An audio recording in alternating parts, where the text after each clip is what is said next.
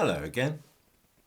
With the Platinum Jubilee drawing to a close, I promise that this is the last comment which I shall have to make on the reactions of immigrants to this country and their families to the event.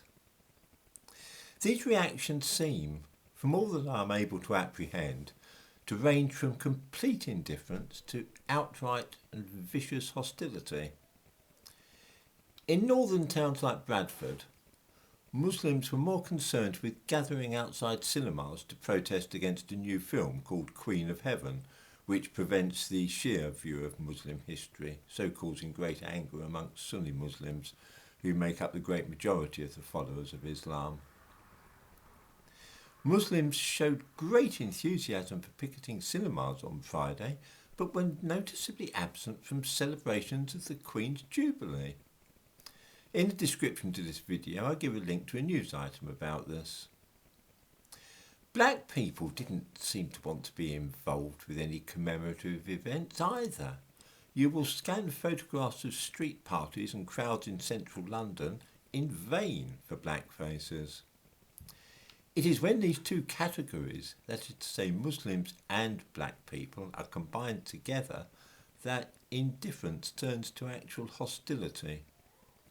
Take the case of author Yassmin Abdel-Magied, who was born in Sudan but now lives permanently in Britain.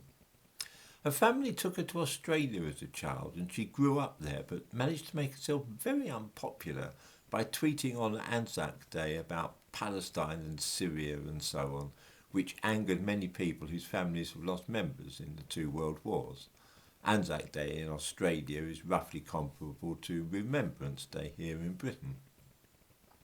Following this fuss, she moved to Britain in 2017 and promptly began accusing Britain of racism as well.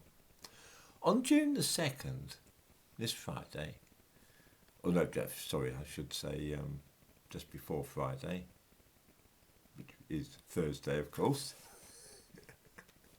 she tweeted, "There are Union Jacks everywhere, it's like a waking nightmare." And right there is the attitude which sums up how many immigrants and their children born in this country feel about Britain. They hate the Union flag and think that the British are racist and that any manifestation of patriotism and loyalty to the Crown is a personal affront to them.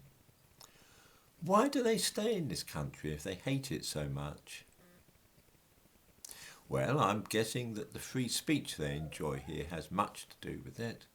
If you lived in many countries and said that about the national flag, you'd end up in prison or even dead. So the fact that we are happy to tolerate traitors and quislings must make this a desirable place to live for such people.